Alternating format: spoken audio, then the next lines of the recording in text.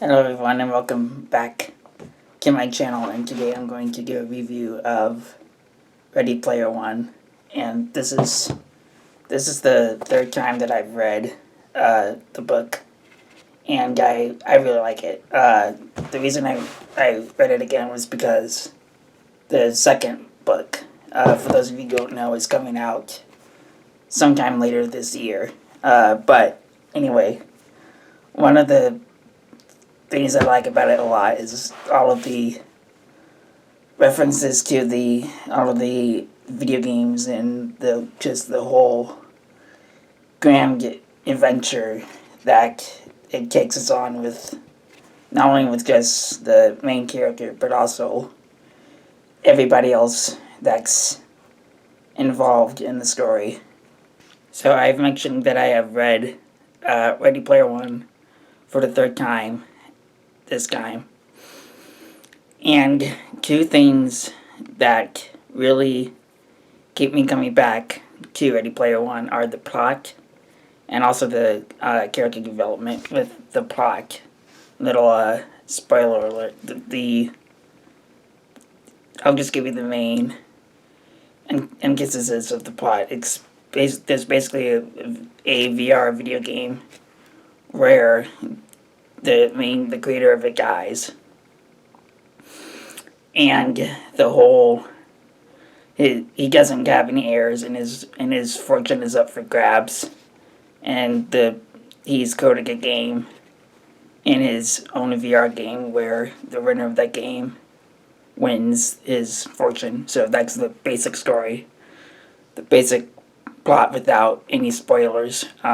But the way that the plot is told, the story is told throughout the whole book, from beginning to end, is fantastic. It's great. It has a lot of good elements in story without getting too much into spoiler territory, and also the character development is fantastic with it, and also his writing style is one of the best, is something that I really enjoy.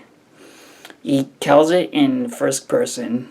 The whole story is in first person, and for me it really takes us into the character, and it helps us think his thoughts, and that is something I've always enjoyed in a book, and it's also part of my own writing style as well.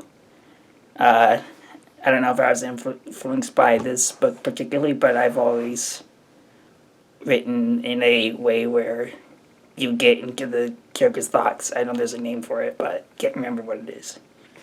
Character development is another huge strength of Ready Player One.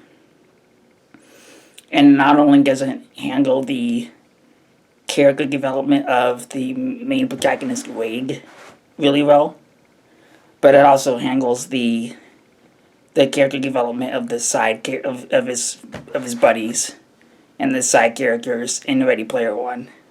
Well,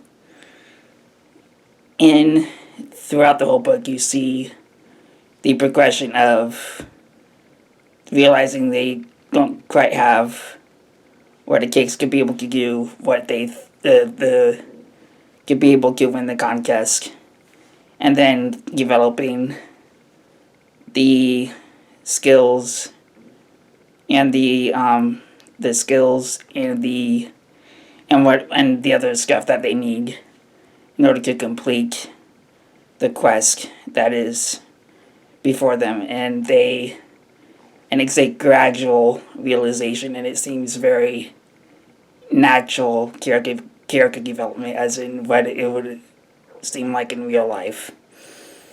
And so near the end, at the end, it feels like a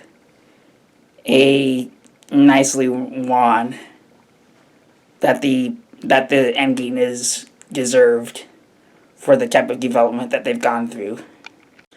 And another interesting concept that I want to explore a little bit in this review is that Ready Player One is in a VR game called the Oasis, and that is where everybody seems to spend their time in this virtual world because the outside world is kind of crap. For me, it seemed to hit a little too close to home with everything going on in the world right now. But I think that reading this book helps us realize that we can get a little too much attached to these things that we get escape from, and also it compares this hunt to a type of religion in a way. And the things that I think the main thing to take away from this is that the things that we become obsessed with, then things that we escape reality from, can also, in a way, become a religion. It could become religious, in a way. That's another main point that I thought that I always kind of take away from this book is when I read it, and it seems, yeah. So, yeah. Thank you everybody for watching this video. I hope you enjoyed. And I will see you next Saturday with a review of H.P. Lovecraft's work. This is something he's an author I've been wanting to get into for a while. So I have his complete collection, and I'm gonna read it, or anyway, at least what I assume is his complete collection. So next Saturday, expect that. Thank you.